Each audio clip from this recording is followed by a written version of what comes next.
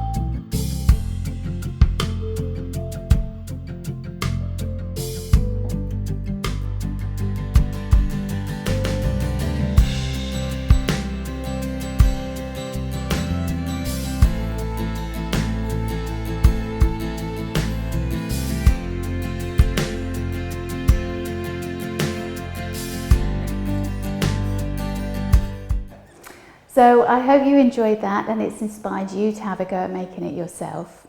So as always, I have some top tips for you. So top tip number one, make sure that all the stems are actually submerged in water and that they're able to drink, because you're actually using stems that are cut at different stem lengths. So just make sure that they can continue drinking, so helps to promote the longevity of the arrangement.